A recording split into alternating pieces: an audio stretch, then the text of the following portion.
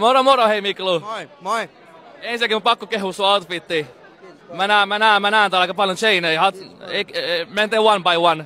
Ei me tehdä tätä enää, mut siis on joo, mä rakastan korun. Siis mikä fiilis on Emma-gaalasta?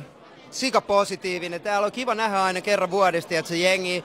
Nyt mä tutustuin esim. Jäbää tänään. Ja eihän me missään muualla, jos joku Content Awards tai joku tämmönen, mutta en mä käy sellaisissa. Emma-gaala on aina, missä mä käyn. Kiva tavata muun muassa sut täällä tänään.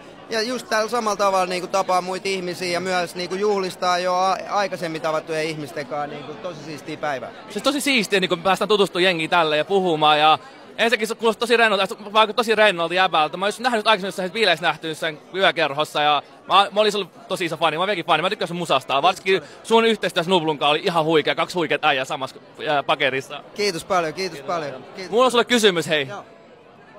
Paljon sulla on ruutuaikaa TikTokissa? Sun pitää olla rehellinen. Okei. Mä oon aina rehellinen, yleensä. Paljon se on?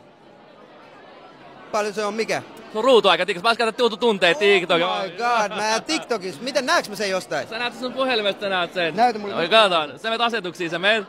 Sä voit painaa, mä en tiedä miten tää menee tää homma. Sit sä menet siitä. Älä katso sitä paljon se ruutuaika, älä kerro sitä, mutta mikä TikTokin ruutuaika on, eiks niin? Joo, mennään, mä katson. Ei vitsi, mä en osaa. Mä tuun näyttää hyvältä. Katsotaan. 8 minuuttia tänään. Ei kyllä ole paha äijällä.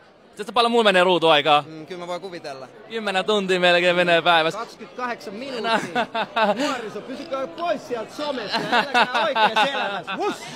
Ei just näin. Hei, mä toivottu sulle ihanaa Emma-gaala, ihanaa viikonloppua. Tää ei voi olla yksi. Yksi ihminen voi olla. Tää tuli crashaa tänne.